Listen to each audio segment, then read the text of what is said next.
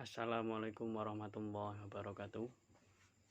Alhamdulillahirrahmanirrahim. Sebelumnya mari kita berdoa dulu. Bismillahirrahmanirrahim. Raditu billahi robba wa bil islami dina wa bil muhammadin nabi wa rasulah wa bil qur'ani imama wa bil ka'bati fi sholati qiblata wa bil muslimina wal muslimat ikhwana rabbi zidni ilman nafi'a wa zidni fahma. Amin amin ya rabbal alamin.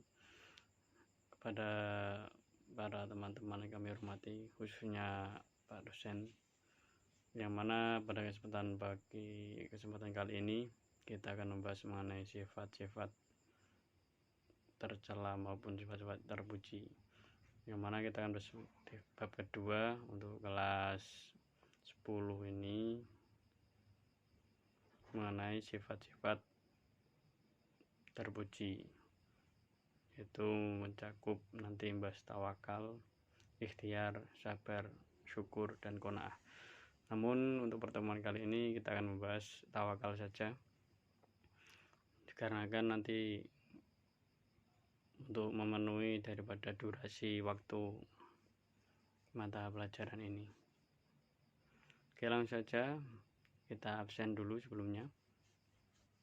Silakan absen nanti di kolom.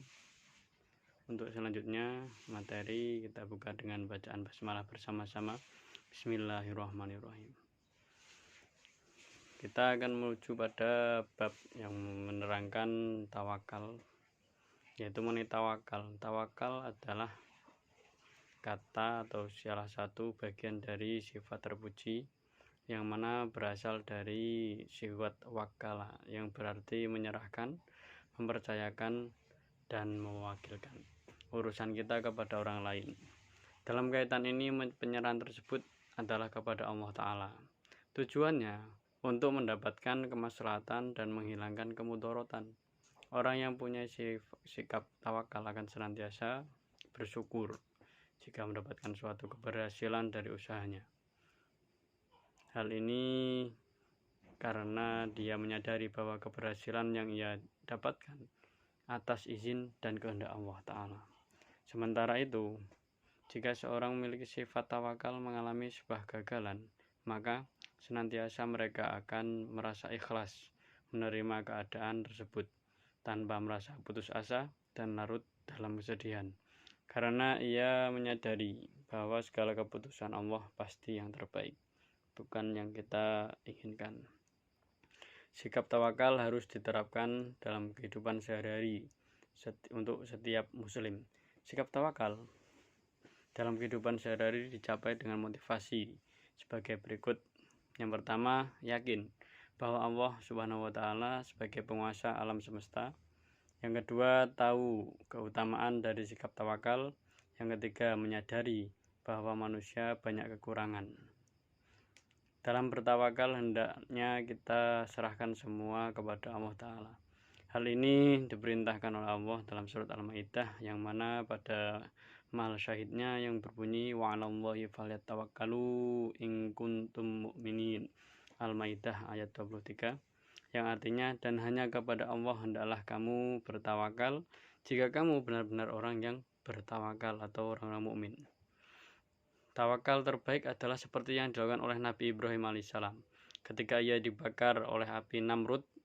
Nabi Ibrahim saat berzikir, hasbina hasbiyallahu wa ni'mal wakil. Artinya cukup untukku Allah saja, dia penolong terbaik.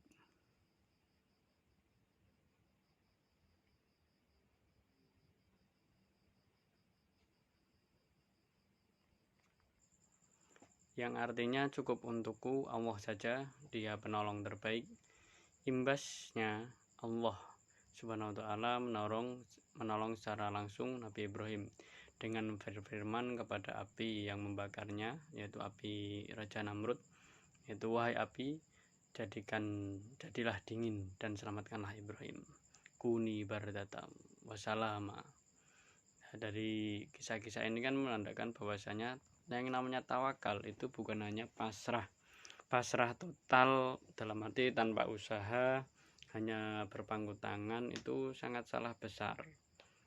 Kalau dulu keterangan dari yang disebutkan dalam kitab Ta'lim Muta'alim itu pembahasan tawakal dulu saya terangkan itu bahwasanya ketika orang tawakal memaknainya hanya orang yang berpangku tangan, maka itu orang yang salah, orang yang tertipu, muhtarin.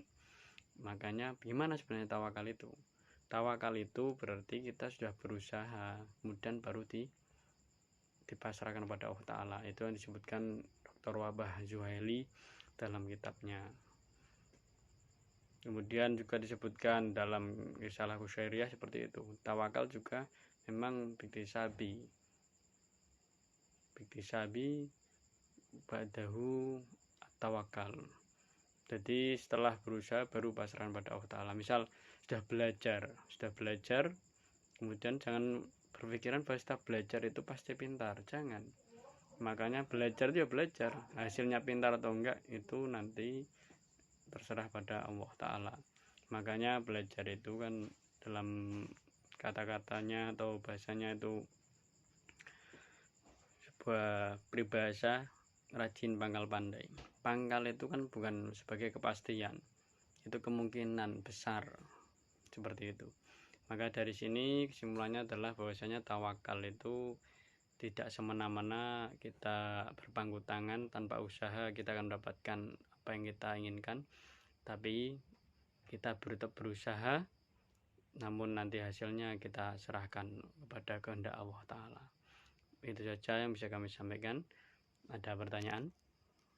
Silakan ditulis di kolom komentar. Dari kami, apabila banyak kesalahan, mohon maaf yang sebesar-besarnya, bisa dikoreksi karena kami masih belajar. Wassalamualaikum warahmatullahi wabarakatuh.